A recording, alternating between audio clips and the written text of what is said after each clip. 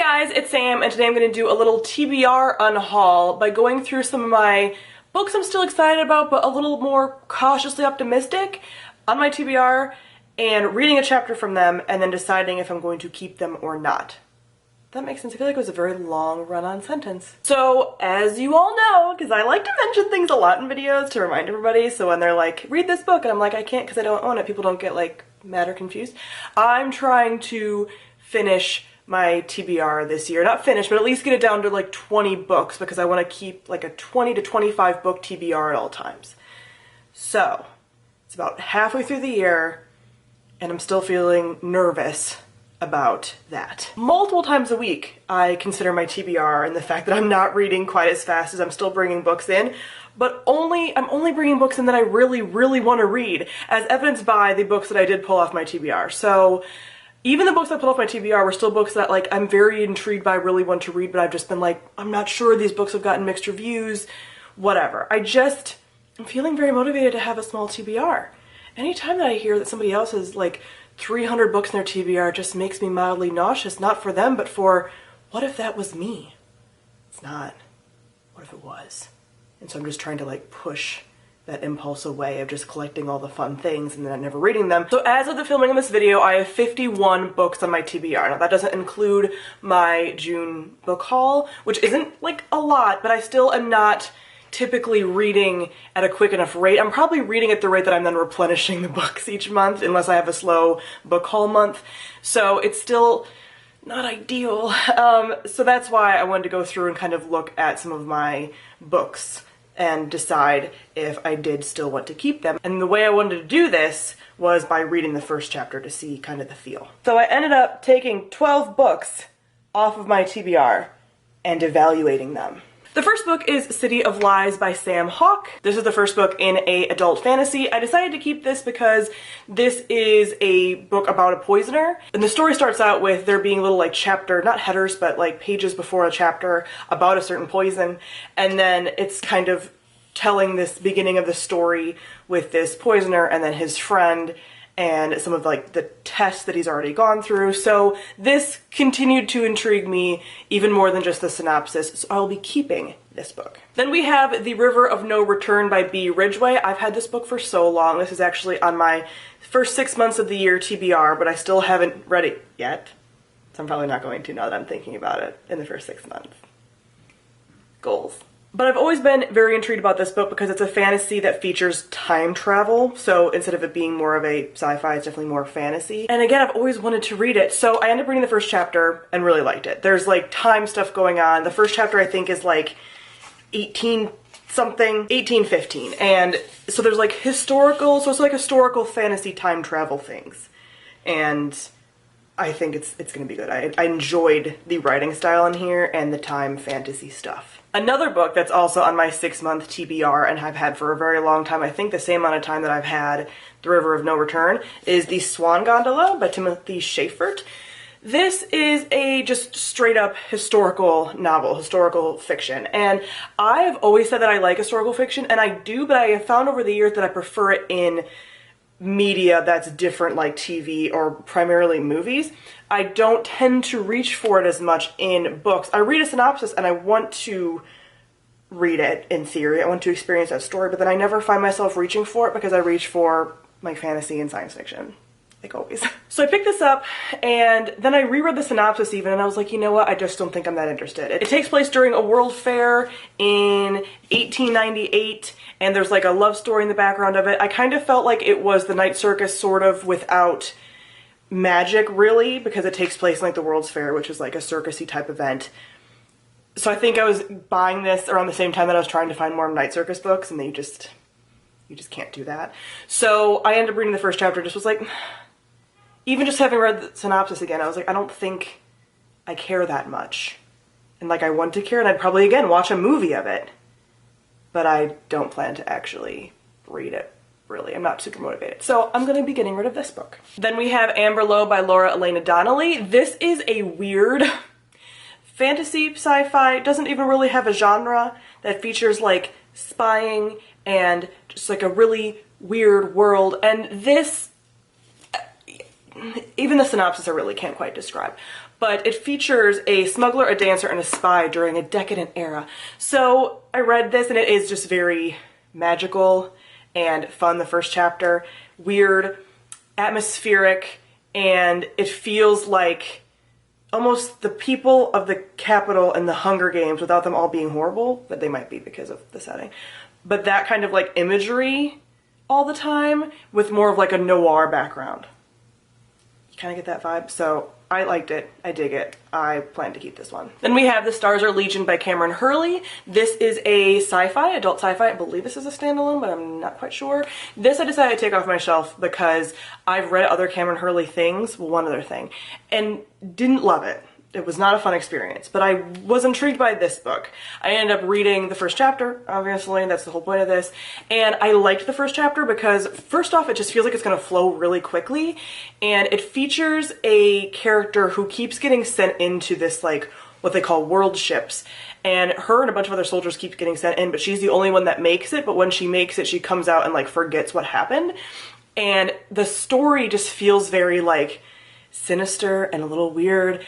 Cameron Hurley does a good job with that because although I didn't love her other story that I read, she does a good job of like worlds that probably are trying to kill you, just things going on that are a little bit surreal. So I'm continuing to be intrigued about this and we'll leave this on my TBR. Then we have The Thousand Names by Django Wexler. This is a book that I've been back and forth about for like years as one of the first books that I hauled on my channel. I ended up getting rid of my copy, then a subscriber gifted me a copy, like, you have to read this. So it's a book that keeps coming back into my life, but I'm always just like, I'm not sure about. So this is a like gunpowder fantasy, so it's fantasy in which they have guns and such, but it also takes place in a desert type setting.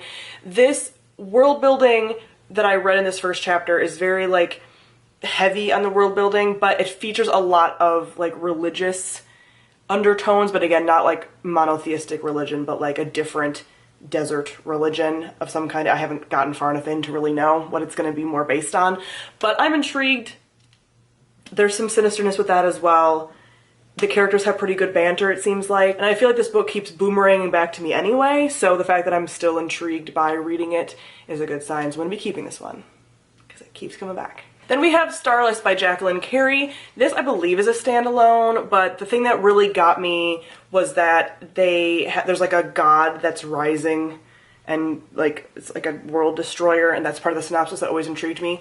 But reading this first chapter, I just was like, this feels a little just world building dumpy, kind of, and I'm already kind of forgetting the chapter that I read, so I'm not super motivated to pick this up necessarily. I feel like if I had more time to kind of get this goal in place, I might keep it. And I'm not just getting rid of this because of my TBR goal. I'm not somebody that just like chops books off my TBR to hit a goal or anything. But I just feel like I'm not super motivated. I'm so motivated about other books in my TBR, not even the ones I'm just talking about today, but other ones. So since this one was like not sure, I am deciding to get rid of it for now. Then we have The Loveless with the World by Emily Henry. This is a book that I've also been like back and forth with for some time because it got very mixed reviews when it came out. But this is a YA sort of contemporary fantasy surreal type story. The main character is adopted. I believe she's Native American and she is seeing ghosts or things, and that thing is about to tell her about a prophecy that she sort of has to stop, and it's about this guy that she's obviously gonna like sort of fall in love with. So I've always been like, I don't know about that synopsis, but I read this first chapter and like, I'm still intrigued enough to be like, how am I gonna feel about this? You know, so even though it's a book that is very polarizing, I still am intrigued enough to want to read it, and I think it's also going to be a pretty quick read since it is that like contemporary YA fantasy feel. So I think that even if it's not necessarily my most fun, best read, I can still get through it pretty quickly. So I'm intrigued enough. Then we have Heart of Iron by Ashley Poston, and this is a Anastasia retelling in space. I've been very like, ugh, I don't know about this because I haven't really heard anybody talk about this, and I felt like it might give me too much of like Cinder by Marissa Meyer vibes, but for Anastasia. This first chapter made me still intrigued. I feel like it wasn't too heavy-handed with like the space reinterpretation of stuff, and there's a relationship between the main character and then she has this like robot, and they have this like cute like bond, best friend bond, but he's a robot that doesn't show as much emotion as like other robots necessarily in other sci-fi. So it's just different enough that I'm intrigued to still want to read it. And I do have a space themed readathon coming up in a few months. So I'm saving some of the space stuff because I'm like, this is going to be good. This is going to be good for space stuff. Then we have Sky Without Stars by Jessica Brody and Joanne Rendell. This is a book that I've heard nobody talk about at all, but it's basically Les Mis in space.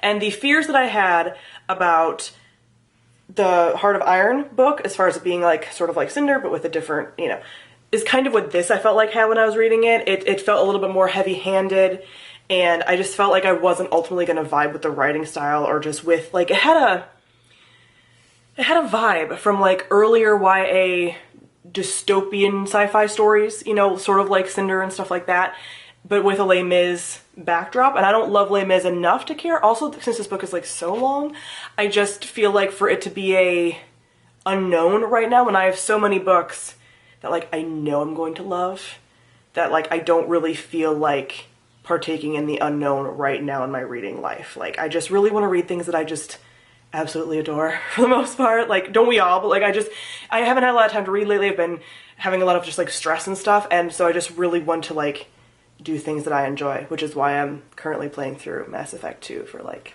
the 5th time in my life, and I'm going to continue to Mass Effect 3 very soon. So this is just, I don't really feel that compelled to read it.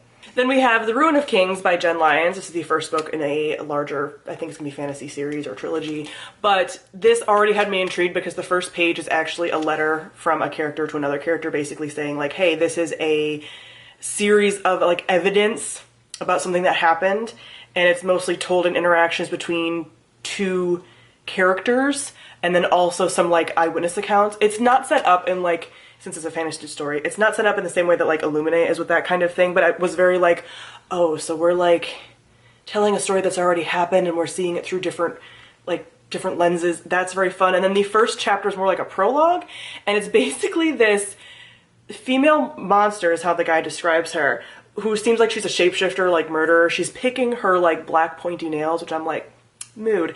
And she's like, tell me a story.